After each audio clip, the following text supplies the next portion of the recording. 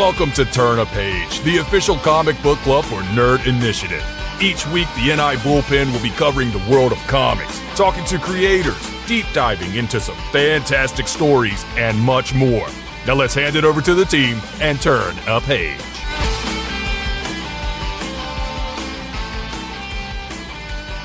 Welcome to a very special edition of Nerd Initiative's Turn a Page, the official comic book club for the home of pop culture positivity. My name is Ken M. You know me as the host of the ODPH podcast. I'm also Nerd Initiative Editor-in-Chief. Joining me in studio, you know him as the head of NI Wrestling, but he is also one of our featured comic reviewers at Nerd Initiative, and he's a big fan of what we're going to be talking about here for multiple reasons. Please give a warm welcome to the one and only Rich. I'm very excited to be here. I feel like I've rewound my clock about 20 years, and this is going to be very enjoyable. Yes, indeed, because when this Kickstarter campaign came across our desk, I think our entire bullpen stopped, went, what is this? And we need to talk about it. And knowing the all-star team that is behind the newest addition to your comic collection that you cannot afford to miss, because like I said, the Kickstarter campaign is ending August 23rd. But seriously, do not wait till the last minute.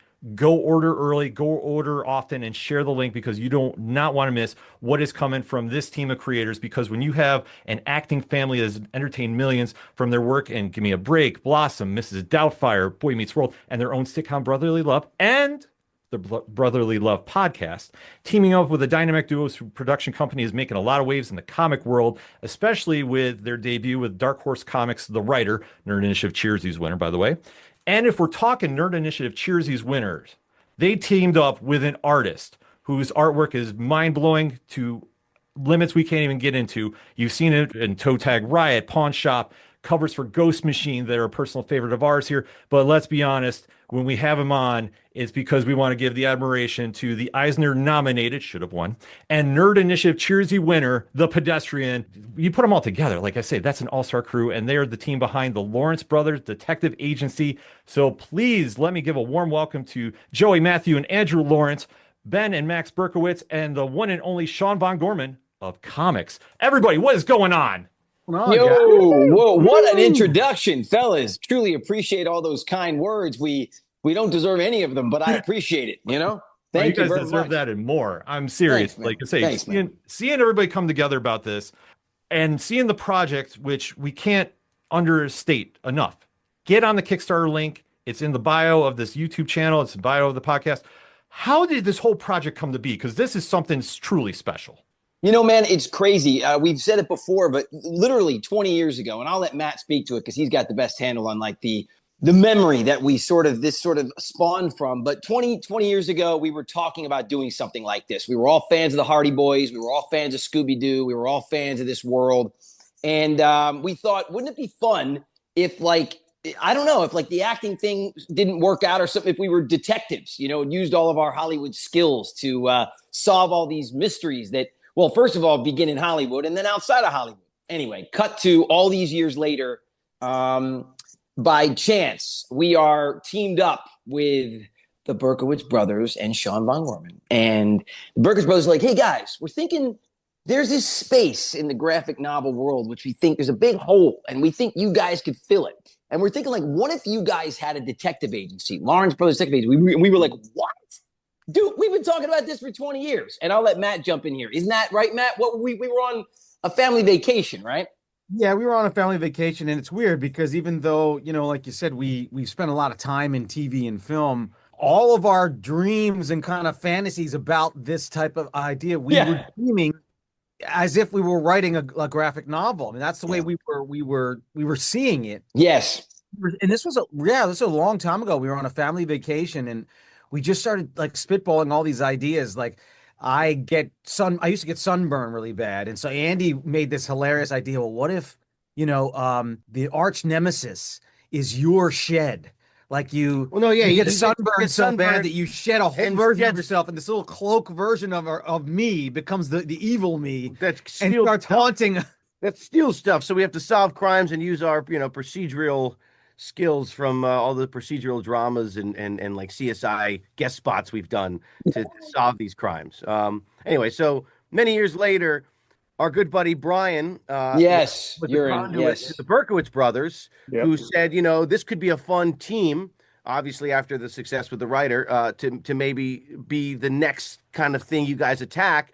And then they kind of spawned a similar idea about like detectives and brothers and Hardy Boys, doing something like that. So when we heard that, we just got so excited. It was basically the fuel that ignited the fire, man. After all these years, for this dream that we've always kind of wanted to get into the space of comics and graphic novels, and then maybe potentially an animated series.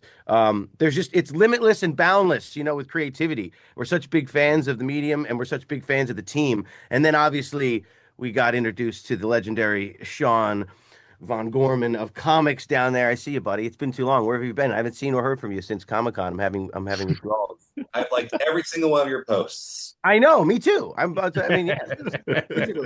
Basically, we're staying strong.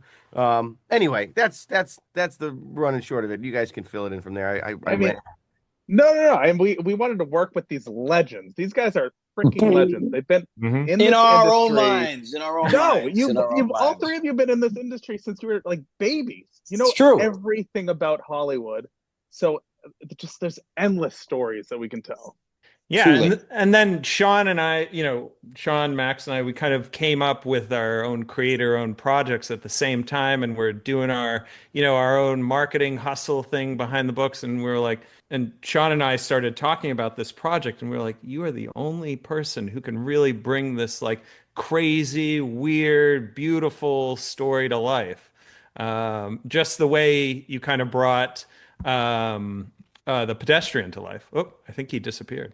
Oh. He was offended. Yeah. And good. We got to go find him, guys. It's our first case. We got to find our illustrator. Where is he? It's going to be really. There he is. Oh, there he is. Where did he go? I love that. That's amazing. That's actually kind of sexy. It's not him anymore. It's just a portrait of him. All right, sorry. There we go. Sorry.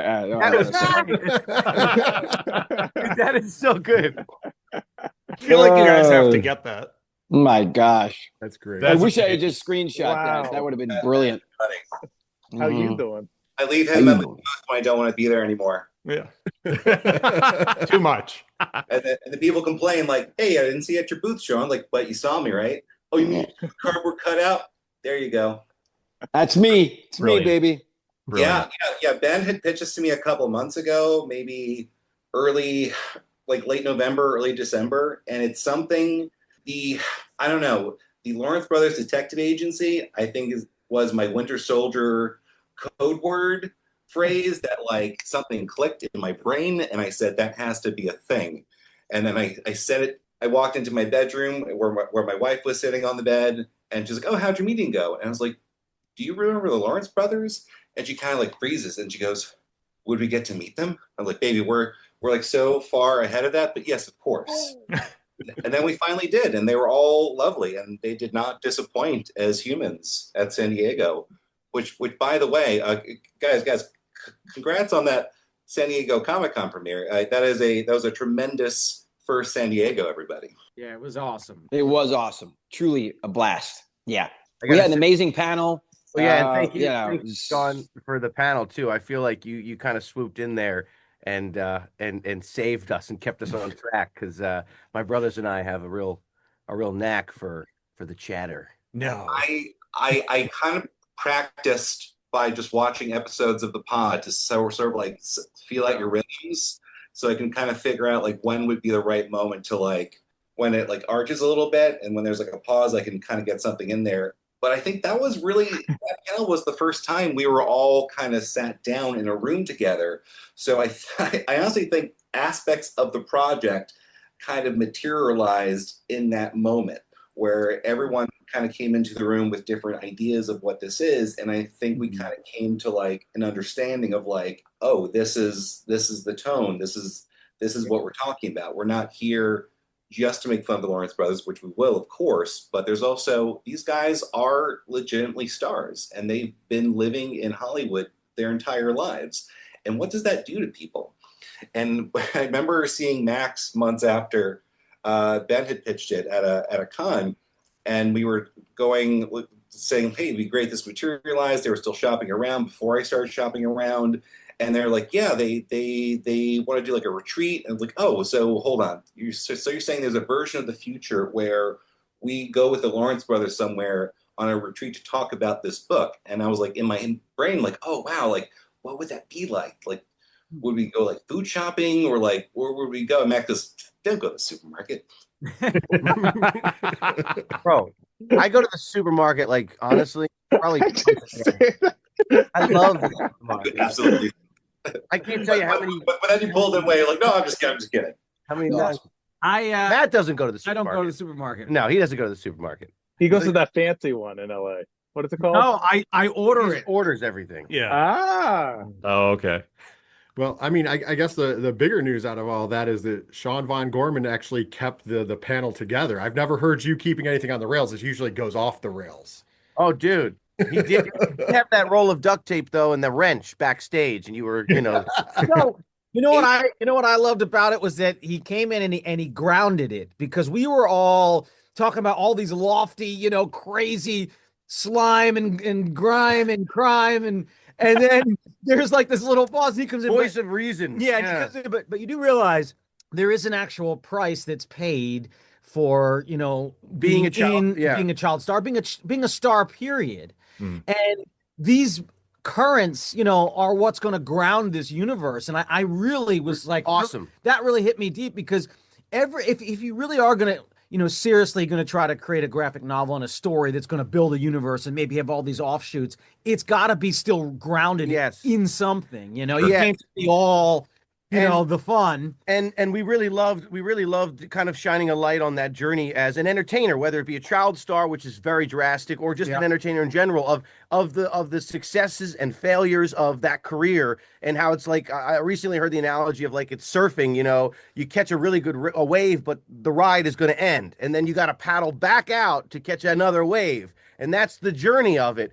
And having that kind of be relevant in this comic of the entertainers going missing and then maybe finding themselves or finding their careers or whatever that be, that really touched us, and thought that really hit home. And we thought, just a cool current and thread through the whole through line through the whole story. Sorry. Go, buddy. No, I was just going to say, there's also something interesting about the price that fans pay.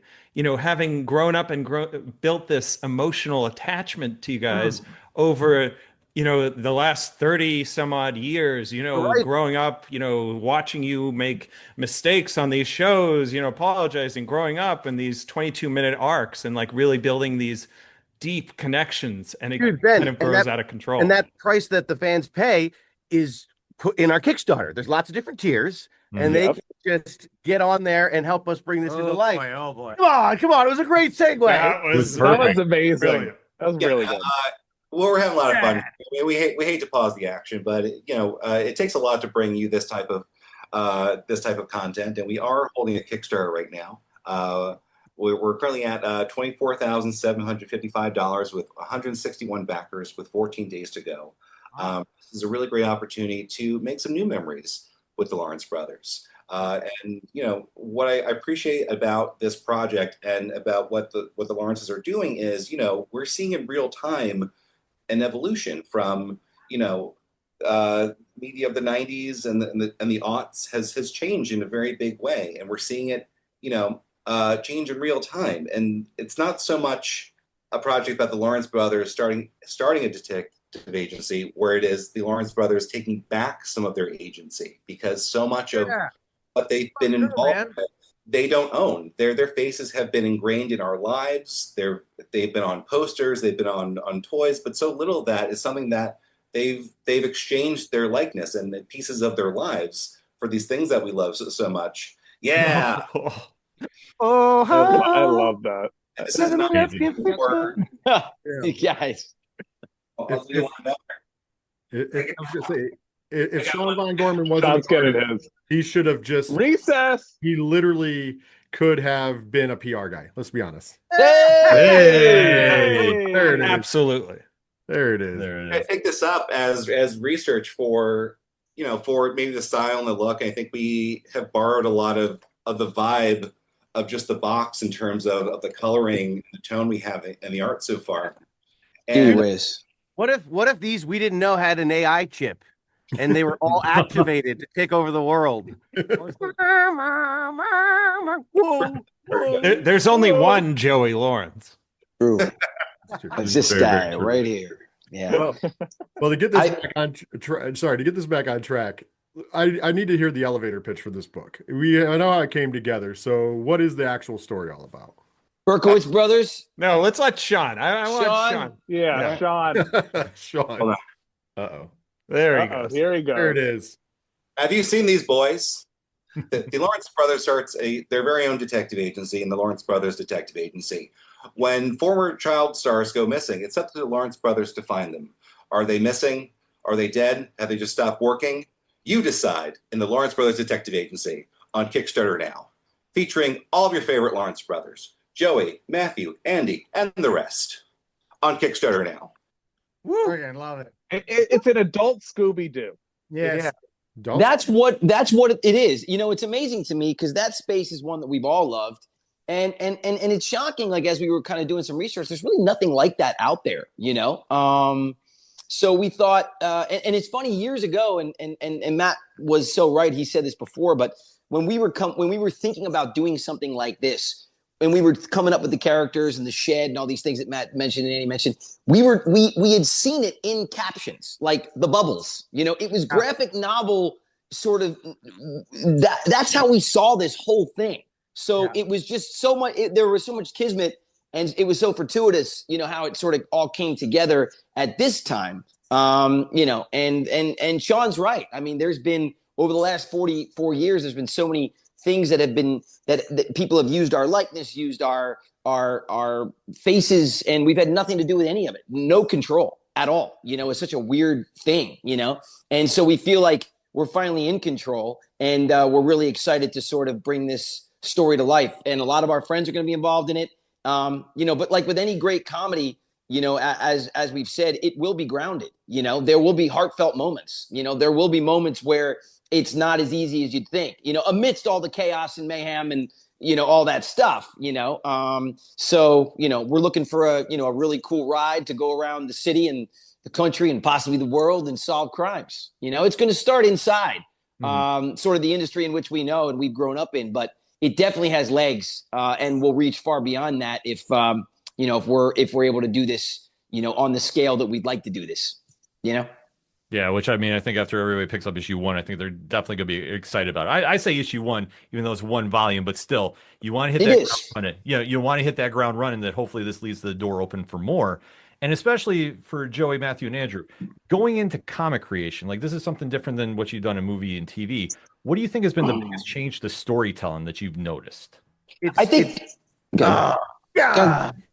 man. You can go, bro. We're going to say the same thing. We're going to say the same thing. We are, but you know. And then I'll follow it up with the exact same thing. We'll go like this, Joe. It's about the creative process and how unabridged it is, right? It's literally we can literally go anywhere we want to go. The graphic novel space allows us, infinite possibilities creatively. We're not confined by studio or budget or executives or marketing people telling us what tests well. We can literally do whatever the hell we want to do and take this thing creatively as wild as we want to. And I feel like that space is super exciting to all of us. Yeah, because it lends itself to our type of comedy as well, and also the community too of the fans and the people that really not only embrace us but just the comic and graphic novel space is so cool and so awesome and so genuine. We've always wanted to be a part of this. We love it. We love it absolutely. Going from all the different spaces of TV, film, animation, vids, whatever it is, this is a place that we really are happy to be exploring and are excited to thrive in. Man. I'm gonna take a big narcissistic swing right now. Do it. You always do. I always do. Like Mike Mignola has built the Mignola verse. We're building the nostalgia verse. Ooh. Well, Yeah. It's almost like you had a copy of my questions. But you didn't. I promise he does not have a copy of my questions. Because that's going to segue perfectly before I let you go further. You've mentioned nostalgia. when you're talking about this book. So for the Berkowitz brothers, what is so special about the era for the readers? I know it's special for myself as a millennial, and probably most of us as pretty much the same. But like, why do you think that this is, so important for this 90s era? Yeah, I mean, for us, these are the people who raised us on TV. These stars are the heroes they always were to us. The Lawrence brothers, this is the Lawrence brothers renaissance right now that we're in. And we're doing it with love, laughter, and just like the joyful chaos that only these guys can bring. Love you, man. Learn so much about them. There's so many layers to these boys. They can sing, they can dance. You guys direct video games. You do. There's other things I can't say on here, but you're so damn talented, you guys. Thanks, man. Truly appreciate it. Look, we feel the same way about you. Getting together with all these guys, you never know what to expect, right? Even if the creative process is, successful, right? There's a different level, which is that you're almost simpatico with everybody. You have the same mind. You share the same sense of humor. It's like, family, but yet you're not, but you are, And when we first met up with this team, we literally share the same comic brain, things that strike them funny, even as esoteric as they may be, they are our sense of humor as well. They strike us funny. And I feel like that's what's really going to make this thing unstoppable, is that we all share that same comic thread. That's really been refreshing. And they're all really great guys too. Let's not go that far. Well, you are, man. You guys are good guys. It's true. It's been a real pleasure. It's been a real. We already have a nickname for all of us. It's Matzo Pizza. Matzo Pizza, baby. It's the Jews and Italians. Here we go. Here we go, baby. Don't mess with us. It's super thin crust pizza, almost unleavened. We're healthy. It's unleavened crust pizza. People be like, what? But you know what? If you're serving up this good of a dish to the comic community, that's always a key thing, and that's something that when they're picking up a book for the first time, you got to hit them with something, and really like the emotion you guys are showing right now, like the synergy's there, and that's pouring right onto the pages, and especially like going to Sean now, when you're getting the story from these guys, what is the biggest challenge for you as an artist capturing the 90s and capturing their vision to present it in this format? Is there something of that era you're like, I have to put in this issue, like especially, or just how did it go about for you? I try to come into something with an open mind and do my research as much as I can to kind of find or rediscover things about this. I don't think we all actually met until like right before we went on the step and repeat of the fandom party. So like we're all queuing up to like do a step and repeat at this party. They're like the people, the handlers are like moving us around, getting our names, and then they go out. Joey met. Like this moment of like this is them in their natural habitat, and then they push me out, and it just and then like a long pause, like no, anything more? I'm an Eisner nominee. No, okay, peace. You're the rock star, bro. You're the rock star of the event. What the heck's going on? Where it's like, but that's like even palling along with you to like all the press stuff was an education of what your life is like, of people want to talk to you and they're very interested in talking to you for exactly 5 minutes. Then they got to talk to somebody else. Or even like, depending on who you're rolling with, the way you enter a room changes of like, if you're on your own, we can kind of sneak through. If some of your other friends are with you, we have to enter another way. If Chili shows up, they have to bring us like through the back, through like scooters and stuff, and kind of having that experience of like walking the path you guys have to take of like, we're at San Diego Comic-Con. This is like the #1 spectacle of a thing in the world, but you guys, depending on where you are in terms of who you're rolling with that day, you don't get to enjoy that. You see like where people are taking their break or like smoking a cigarette or they're walking you past the dumpsters. And that was just an experience of like, oh, this is your glamorous life everyone fantasizes about. It's like, no, we have to like hide you until we need you. Yeah. And we're done. Funny, it's true. We asked all your questions. Okay, we're done with it. Perspective on it because it's so true, and this goes at every level. Like you're right, like even at like the biggest rock concerts, you'll be like, you'll step outside with them and you'll be right by the trash dumpster. You'll just be like hiding there. It's the same. It's really weird, but yes, It is it's weird. not the lifestyle all the time that people think it Dude, is. Not you know, even close. Sean, that is such a brilliant too anecdote, even for the comics. Right. That like we escape by the dumpster. Like, we're always hiding in trash and It's really been, honestly, it was really experience just rolling with you guys and like kind of getting like the smallest taste of what your experience is versus what my experience is here. And I thought that was really interesting. And that's kind of the stuff we want to bring to this, because Yeah, for sure.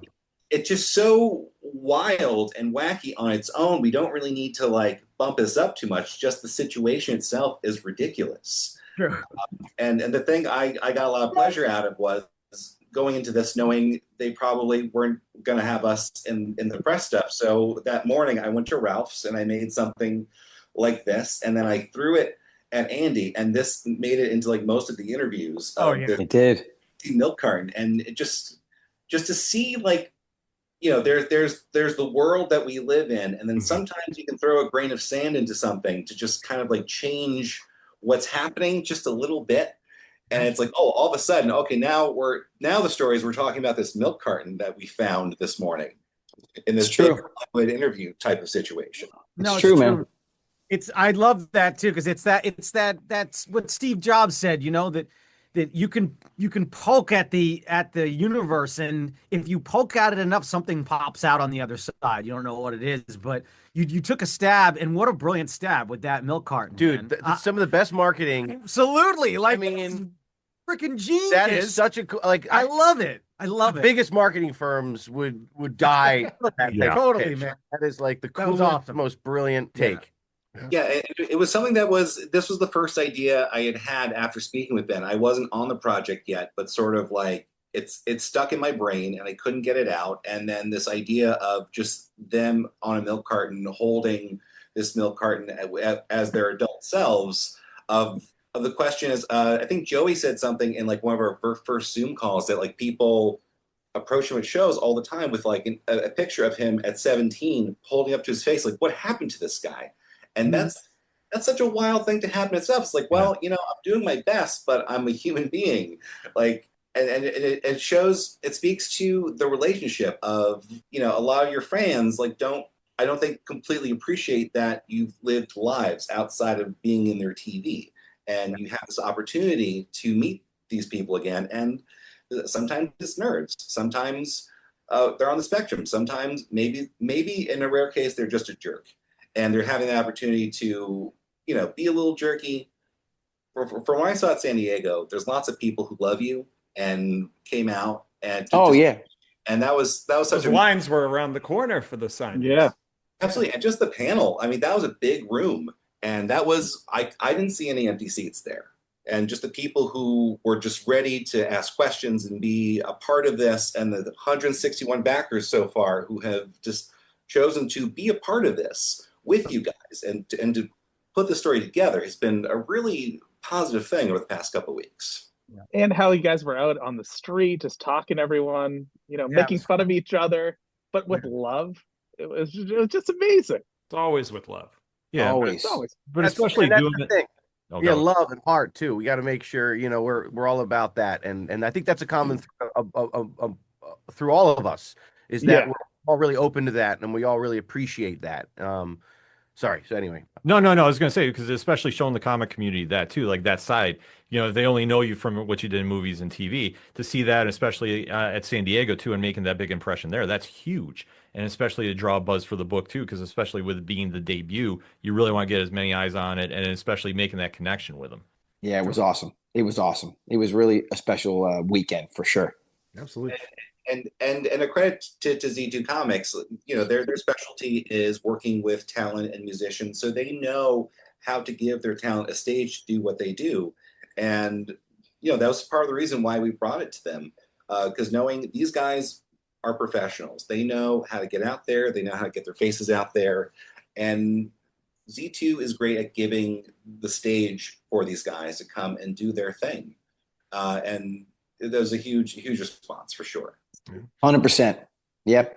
It's really a good crew. We got a good crew, man. Sure do. Sure do. And Yeah. I heard Sean when he was going through stuff, he mentioned Chili. There is some guest appearances in this book. I know Thomas Ian Nicholas is in it, Raven Simone, Will Friedle. Yep. I gotta know, what was their reactions when you approached them about being involved in the project? Well, we took a page out of Sean's book with the duct tape and the wrench, and we went up to them and said, Yeah. Yeah. East Coast Italians, you're doing it. You're doing it. You're doing it or else. No. I was so Yeah, the response was all around just so supportive and cool. Like I was because I'm always talking to like Will from Boy Meets World all the time, and I was like, sent him this text. I was like, hey buddy, would you want to be a part of our graphic novel? Mic drop. I thought maybe I would hear back. I mean, and he was like, that sounds amazing. Like, yeah, whatever you need, just let me know. And I was like, and that was kind of the response we got from everybody. And I was like, wow, this is so cool. People were really supportive. I think, everybody rallied on our end, really rallied behind it. And we were just so thankful to them for being so supportive of it. But everybody was really into it and seemed to really love it so far. So Yeah, kind of amazing considering there's nothing really tangible other than just our verbal sort of pitch, Well, I think, yeah, and I then mean, for me it was that, and then honestly the team. Yeah. It was the Berkowitz, it was Sean, it was Yeah. having that that kind of backing behind the project. Yeah, for was sure. was also it's a no-brainer. Max and I have never been a part of a project where everyone has just gelled so well immediately. Immediately. Usually it takes like months to get this kind of banter back and forth, but no, it's been really beautiful experience. it's And awesome, I never man. want it to end. It I will know. never end, guys. It won't. It might not. This is Yeah, not it the might end. not. This is just the Not. beginning. Exactly. It's like Grease, Danny, is it? Oh, but it's not the end, Sandy. It's only the beginning. Bam. all of us in our rolled up t-shirts, Yes. with our leather jackets. Grease is the Styled hair. word. It's the word. It's your word. It's got moving. Now we're, you guys do realize now we're gonna have to do this as like a social post or something, right? You got to do a variant cover of this. Yeah. Oh, We're we gonna will. have to do it. It's got to be a Yeah, variant we will. cover. We will. Oh yeah. No, if you Oh do- yeah. Well, we are gonna write a theme song. Obviously we always do songs, so we are gonna write a theme song for that will go along with the graphic novel and then hopefully the animated series and beyond. A film, live action, perhaps. Investors, maybe you. Who knows? It's gonna be great. Yeah, it's gonna be a lot of fun. Amazing. I will say, kicking back to the Kickstarter, Z2 does have the ability to press vinyl. If a song exists, it could. No we could- way. Really? Wait, I have music out there and it's very esoteric. I mean, it's very esoteric, but some of it's pretty good. And I've always wanted to make a vinyl of it. You got the green light, sir. There you go. There you go. There you go. I think So- actually I have a small little community of 30 people that would really appreciate it. So Yeah, they would. I'll get them on the Kickstarter. 31. yes. And you know, it's Two. speaking Hey! of Kickstarter, though. Speaking I of would say Kickstarter, 33, but I think I'm one of the 30 already. I don't Yeah, want to me just too. be redundant. I don't want to be redundant. You know what I mean? I don't want Do you have another email, Joe? Help me out. Well, Sure, I got an old I Hotmail. don't want to be counted twice. well, you can never have enough there. But going back to Kickstarter, though, and this is for Ben and Max.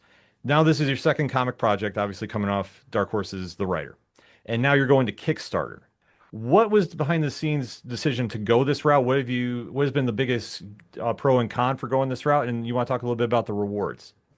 Yeah, so I mean, this was really a collaborative conversation we had with Z2, and the team, and just the Lawrence brothers. They have such a dedicated fan base, and why not bring them in from the ground up? And and Kickstarter is the perfect way to build that community behind this project. Especially for a platform that the brothers have not been a part of. So everyone can get their hands in and really see the machinations behind what we're building right now. And I think that's really exciting. Somebody And you already can be a bought the fourth Lawrence brother. Yeah. Yeah. Yes. You can be one. Yeah, but Yeah. somebody already bought it. So maybe we can have a fifth, a sixth, a seventh. They bought it on Lawrence day brother. one. That's one. amazing. Whoa. Yeah.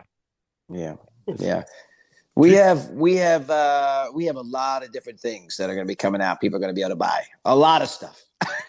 No, Hey, no, it's yeah, man, it's so cool to see people jump in. And like they said, we have so many different tiers and versions and things they can get and experiences that they can buy into if they want to be a part of the book in certain ways, or they could just buy a copy of the book, which they have, But yeah, we wanted to throw it out there to our community that has supported us so much throughout so many different, iterations of what we've done, including, podcasts and, things that we never thought we'd be doing, So That was a question for the Berkowitz, Joe. Yeah, no, yeah, I know. It's okay. No, it's it's all right. fine. It's all right. I love we're hearing we're it. all Berkowitz's, Lawrence's Yeah, now. exactly. It's matzo pizza time. Matzo pizza, right? Yeah, Yes, matzo pizza. pizza I think time. one of my favorite reward right now, besides the signed deluxe edition, the book PDF, the art print, I think it's the trading cards of all three of you. Yeah. Sean The younger illustrated. versions. Yeah.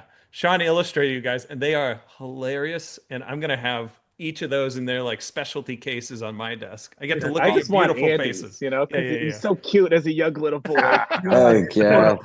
Just put them right here. Oh, my put him. Ah, Randy. Every time I see Max, he pinches my cheeks and gives me a quarter. Yeah. I'm his uncle. It smells like Could mothballs. this mishbooker get any I'm your cuter? uncle. Could this mishbooker get any cuter? Here's a quarter. I love it, but now that we're in like marketing mode, since this is going to do well on Kickstarter, we're putting that energy. Oh on yeah, well. absolutely. Then there's going Thank to be you. a round, and on the next round, I got the perfect idea. Andy, you said you had 30. We're up to 35, counting in chat here. People Perfect. want to hear your album. Now, what we do is we make that as one of the rewards. And make it only available to like 50 or 60, so it's real special. See, there it is. Hey, bro. Next That's one. I like that. Good, dude. You should absolutely do that. I'm in. Like that sounds Yeah, great. Gotta do that. And How there do we add that now? That's such a brilliant. What the heck? That's a brilliant. Can we add it? So good. Yeah. I was gonna say I don't know about now, but save it. Yeah. Welcome to the team, fellas. Ken and Rich. Welcome to You're the in. team. You're in. It has been a conversation with Hey, that was kind of easy. You just had to have a good idea. Uh-oh, they're on to us. Emily was brought up early in the Kickstarter of like, hey, you guys do vinyl. If these guys had music lying around, you think we could do that? And they're like, absolutely.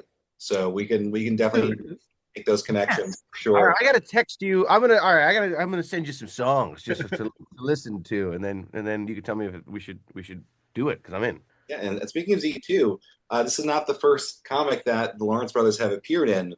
I just had Cool Keith. There we go.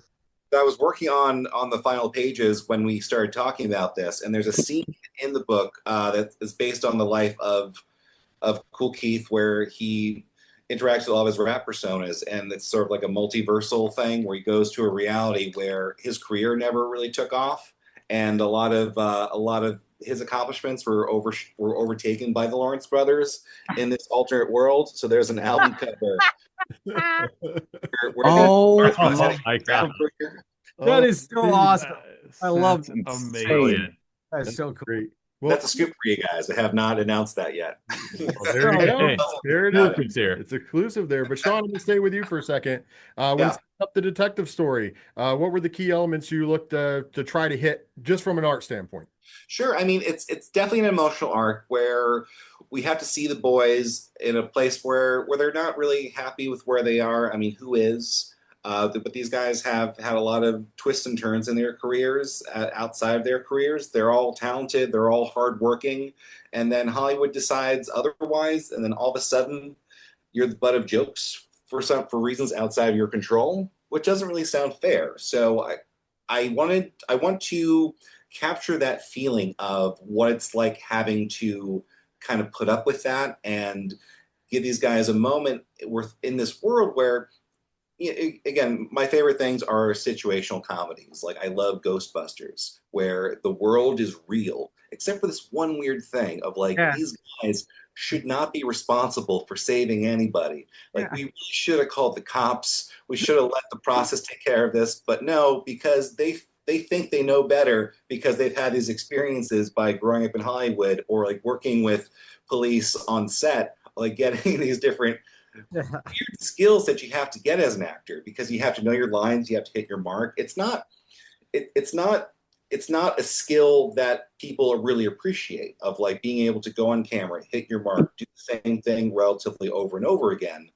But also having to learn new stuff very quickly. So at the end of the day, these guys have the ability to become experts in like a week or two of something they've never seen before, and throw that in there. And then we'll see this develop in comical ways that also scratch the nostalgic things of like the things we can't get away with saying. We'll scratch the serial numbers off of so we can talk about them in different ways. But you know, as Ben says, a nostalgic type of thing, because guys, we're running out of nostalgia. We're dipping the well too hard these days. By the year 2085, we're going to be out of nostalgia completely, and everybody's going to be in withdrawal. It's going to be an epidemic of what do we talk about now? There's no pop culture references we can talk about anymore because we've done them all. So we need to like make new things and make new things with these guys instead of talking about the thing they did 20, 30 years ago. They're still here. They still want to be a part of this community. Let's bring them back. Let's show everybody that they were wrong about the Lawrence brothers. Absolutely. And especially coming off the heels of this book, this question is for everybody. You know, what is the future of the agency? Where's like everybody's dream project to take this? Live action, animation, all of the above? Both of those for sure. All of the above. Wherever, nothing's off the table, I think, for the Lawrence Brothers Detective Agency with this crew. Yeah. I want to go full video game. Everything, man. The universe is endless, but we're going to make the best story possible to begin with. But it's an endless universe that we're building. There you go. Exactly. Play. Yeah. I love it. So the Avengers will have nothing on us. Did you say a Broadway play? I personally won't be happy until at least 4 or 5 million people are addicted to our game app on Netflix. Yes. There you There you go. Love it. Go. All right, let's have some fun here. I'm going to start with the Lawrence brothers. You're entering the comic realm. What is your favorite comic characters and why? I mean, I'm going to sound a little cliche, but I've always Batman. Don't take mine, you son of a bitch. Frank Miller stuff, you know what I mean? Wolverine, graphic novels. I loved Watchmen, Sandman, all that stuff. I mean, I'm just a fan. I would say what? I would say Batman, probably Hal Jordan, Green Lantern, probably. Yeah, Hal Jordan's great. Super cool. Yeah. But Batman is, I think, Bruce Wayne is one of my very, very, very favorite characters ever. I just love the turmoil that he went through.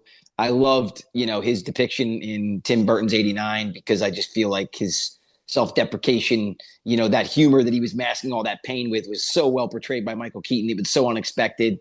And then I loved, his version in the suit. It was really just amazing. The tone of that was so meaningful to me. And I think that's what's made it transcend all these, decades later, So anyway. Nah, great picks. I'm going deep cut here. Flex Mentalo. Ooh, wow. Patrol. Okay. I mean, look at this guy, a guy who can warp reality just by the flex of a muscle. That's Joe. Joe. Come on. That's Joe's. That is Joe. You play. Yeah, you just have to wear a leopard speedo. That's all. I had a leopard shirt on the other day. I have no problem with leopard. I love leopard. I saw guys. that. I like that. I'm Italian, guys. Come on, man. It's me and Rocky Balboa. We like gold and leopard. You know what I mean? For me, because I'm a very angry person, I would have to say the Punisher. Yeah, the Punisher. Yeah, the Punisher. That. Yeah, I like going after people and beating the shit out of them. That's it. I love that. I love that. I always liked Spider-Man. Personally, yeah, he also he was faceless, which I really liked. Like he so was Batman. No, but you can still see the mouth. Yeah, see the mouth. Or Cal. What are you talking about, dude? No, I mean like Spider-Man's completely faceless. Yeah, any child could put themselves in Spider-Man's shoes, and I did all the time. And I'm also a big animal guy. I love insects, love reptiles. I have a bunch of reptiles and amphibians. So the fact I've always dreamed if I could get bit by a Komodo dragon instead of just being envenomated, but actually take on the skill set of a Komodo dragon or Ooh, I always want to, or have like my own venom I could spit like a spitting cobra. it'd be so good if you I tried. thought about that as a kid, like a reptile man. You know what I mean? Like that's what I wanted to be. In the So- comics, he keeps getting animals to bite him because he wants to become it. It doesn't work, except, Yes. except for when the I just gecko. keep missing fingers. And No, now I'm like yeah. a one. Hold I on. only have a pinky left by the end Wait, of the book. no, I think gecko. You become Gecko Man. And you I'm writing this down. I think the gecko's what it takes. Yeah, so that was my thing. It's like he got bit by a spider. How cool is that? Do you know- Like that's what I want. I want to get the all the skills of all the animals out there. You should get into Animorphs. Animorph. Good. Oh, Yeah, wow. there you go, Animorphs. Talk about throwback. I know. Yeah, Sean? Sean. Madman. 100%. good one. There you go. But last night I just finished a read of Brian K. Vaughan's Ex Machina. Oh yeah. Okay. So that's really sticking with me right now. I'm not realizing how much Brian K. Vaughan stuff really kind of stuck in my brain in terms of like what happens in a world where you have like a real superhero. And I met him a couple of years ago. Like he's buddies with my friend Dean Haspiel, and he came over to my table at New York Comic Con when I had just ash cans of Pedestrian, and I was like, "Oh, I love your stuff. I'd love to give you a copy." He goes, "No, I'm going to buy this." Nice. And that's such a classy move that like really stuck with me in a very big way. Of like, you're this huge guy. Like, no, I'm going to take the time, whatever it costs. I'm going to buy this from you to support you. Wow. I love how none of us, Sean, Max, and I, none of us picked our own, create our own characters. That's Oh, I mean the I Pedestrian. was gonna say yeah. The writer, Stan Siegel. Siegel. Play with my Joey doll. Yeah. There you go. That's another variant cover idea. I'm just gonna put that on first. Yeah. That Yes. cover idea. Yes. So So, he's gonna. Don't worry. so for everybody, excluding this story because this would just be too easy. What is everybody's favorite detective story or character of all time, crossing any media? I mean, I don't know why, but I'm a huge Sherlock Holmes fan. I Okay. always loved Sherlock. Yeah. But I mean, Dick Tracy was also pretty sweet. Mhm. There's a lot of them. I like Inspector Clouseau Yes. All from right. Shot in the Dark. It's my favorite. Nice. He's a bumbling idiot. Somehow figures out a way to do it. You know, Mrs. Gambletti. I love that movie. That Blake Edwards film is brilliant, literally brilliant. But anyway, which spawned the Pink Panther. I mean, obviously Yeah. that's what that was. So, and I watched that religiously as a kid. I love that. The irony of the Pink Panther, I enjoyed thoroughly. So, Jessica Fletcher from Murder, She Wrote. Okay. Hey! There we go. you and our Mimi, our I watch grandmother. it every night. I watch it every night to this day. I love it. God Adam rest, Scooby loves too. it. God rest her soul. She's Yeah. watching down on us. But Oh. my meme watched. She was obsessed with Angela Lansbury. Was obsessed with Murder, She Wrote. Reminded us a lot of Angela Lansbury, right? Mimi looked a lot like Angela in a way. So Same did haircut. ours.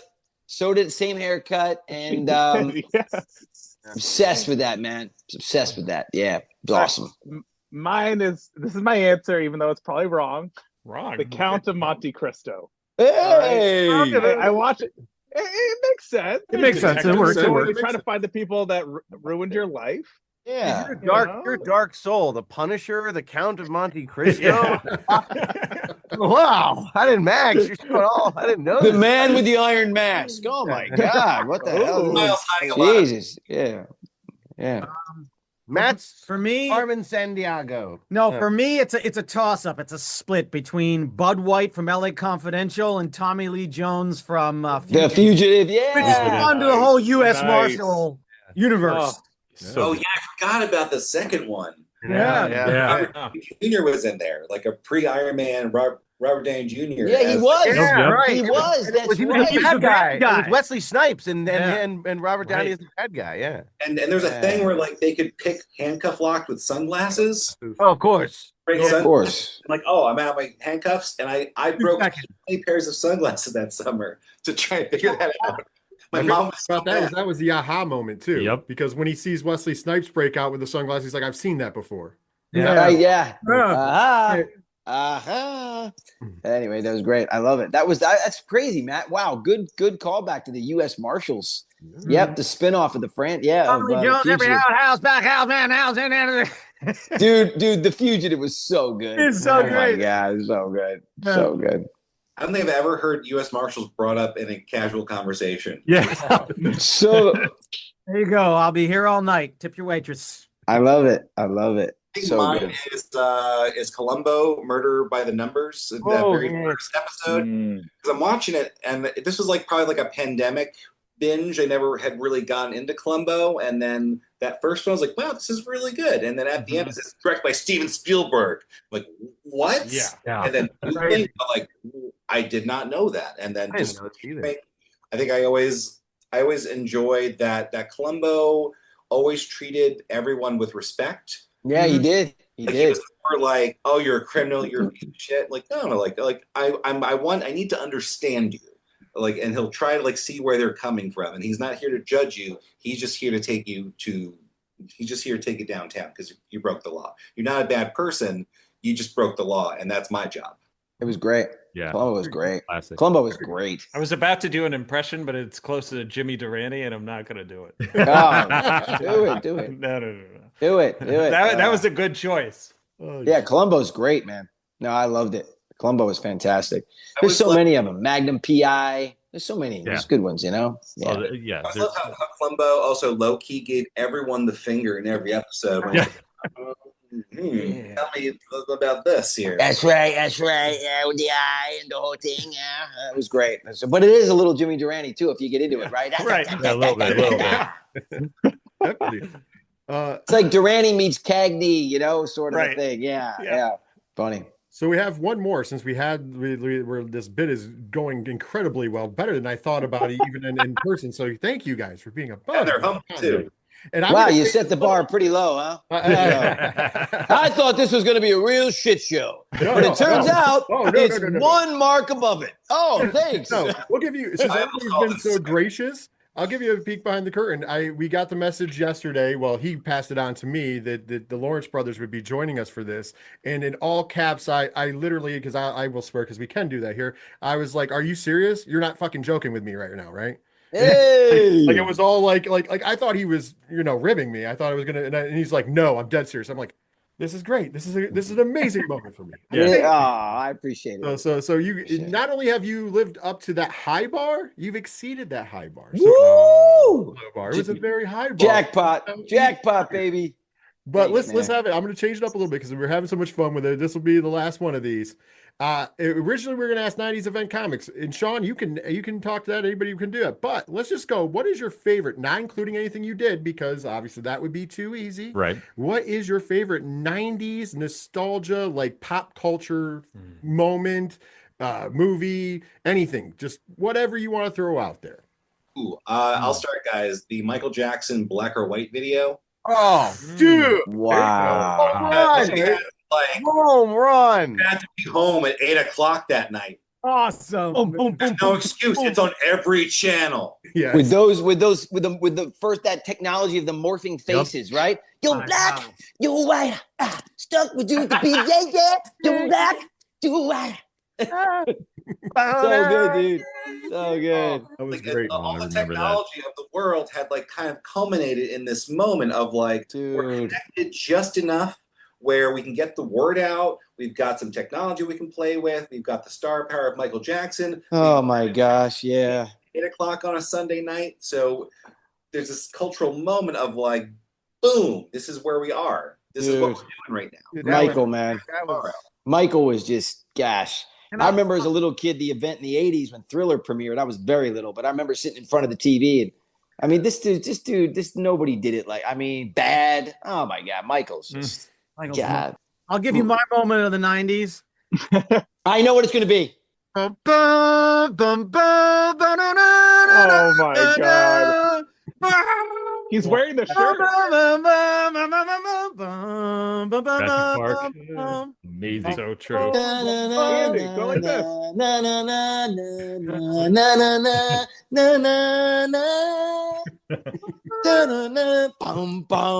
So good, dude. That was like the greatest thing ever. Yeah. Absolutely. Yeah. Wow, that's tough. I was gonna say, we got big ones. Yeah, those are big. Yeah, those are Um, huge, man. I don't. I'm trying to think. I've got another small one. one of Armageddon Summer, when Armageddon came out with Yeah. that Aerosmith song. I don't Oh, want God. to lose my. so good, Everywhere. so good, dude, so good. I think "Beautiful Day" by U2. I remember when that song came out too. That was. It's a I good got one. a couple. I think it was because they had often, tried to compare the two phrases because they were similar, but obviously we said them quite differently. But Keanu Reeves is, whoa, are you telling me there's a bomb on this bus? That's amazing. That Amazing. one was big. Speed, that moment, and I think because I got this movie, believe it or not, but I couldn't do it because my show wouldn't let me out to do it, and it was called, believe it or not, at the time, Scary Movie. And then they ended up, and then the Wayans ended up doing a spoof Scary Movie, but the original working title to Scream was Scary Movie. Man. And I'll never forget being in the theater, and it's like, hello, Casey. And that, to me, the whole audience went nuts. And the impact of Ghostface on Halloween even to this day. But I mean, dude, living in it, like in 96, Matt, I mean, Andy, you guys remember, like 97, 98.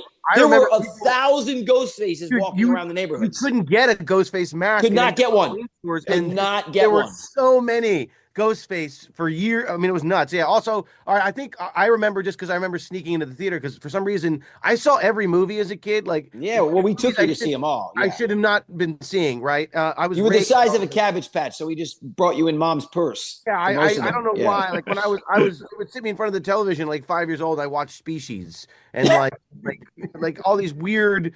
Anyway, Species.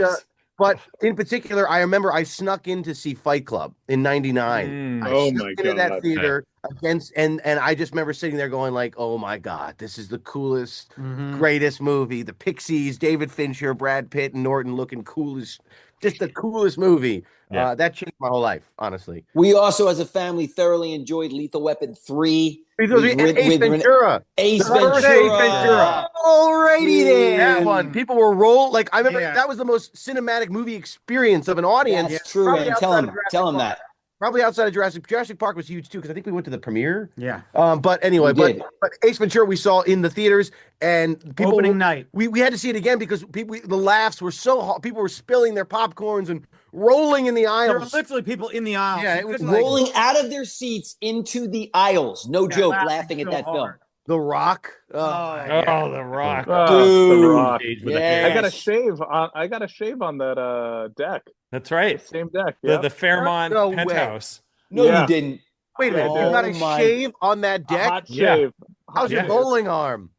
Bowling arm. That was a crazy experience. That penthouse, I think it's like 17 grand a night to stay in, but we were filming. We did not pay. Yeah. We did not pay. But yeah, I think who was it? Russell Crowe. He stays there whenever he comes to San Francisco, but he only sleeps outside on the deck. He doesn't stay in one of the 3 bedrooms. No way. Remember that? You're taking my Humvee. I'm just borrowing your Humvee. Yeah. Yes. Forget Maui. I love that, right? Oh, so good. Oh my gosh, man. So good. I think for me, there was this little indie film that came out called Mrs. Doubtfire.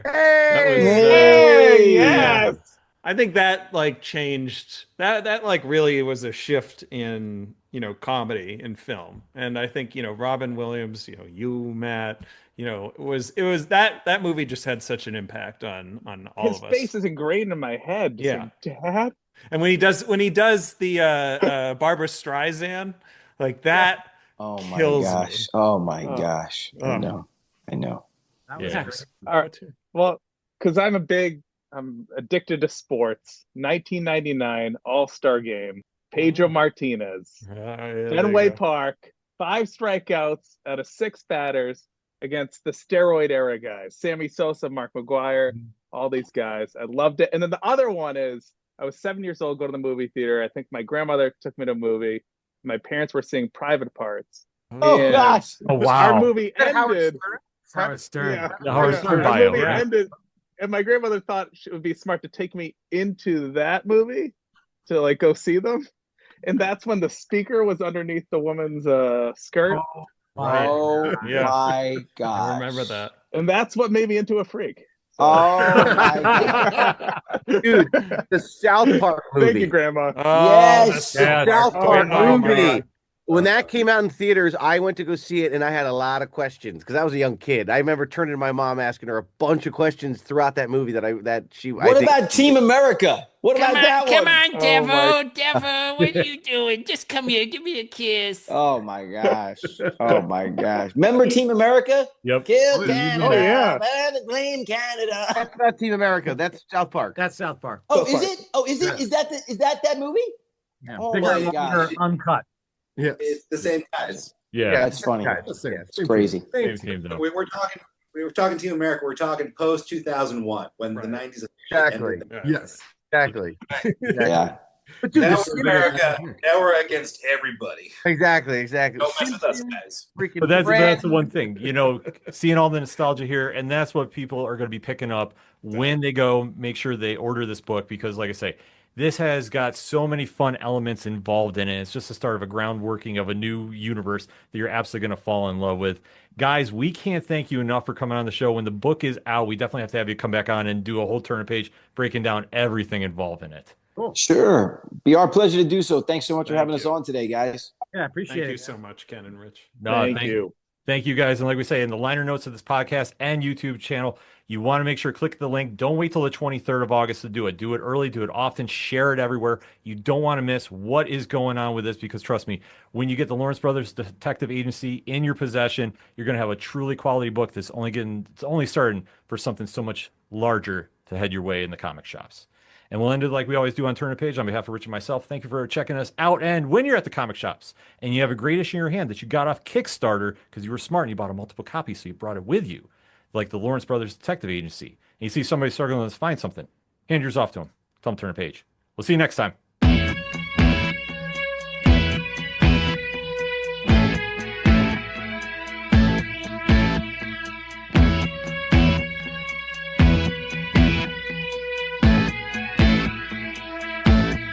It's such waste of time swiping left and swiping right on people you could know.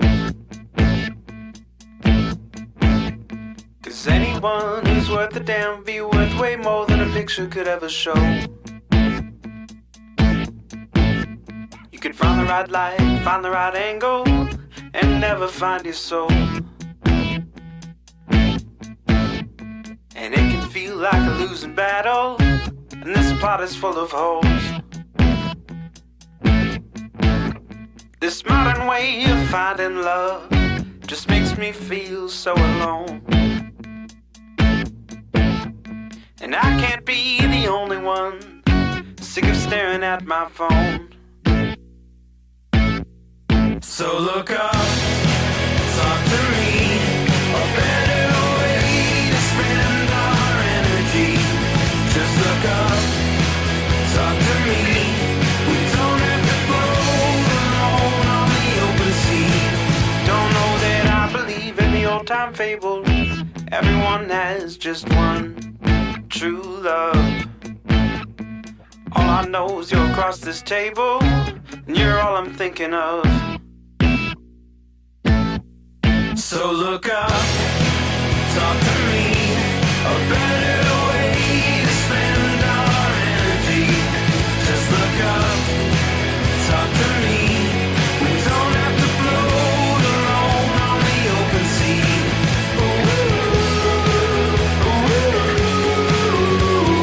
Talk to me.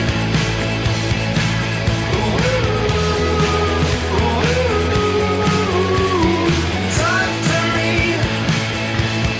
It's such waste of time swiping left and swiping right on people you could know.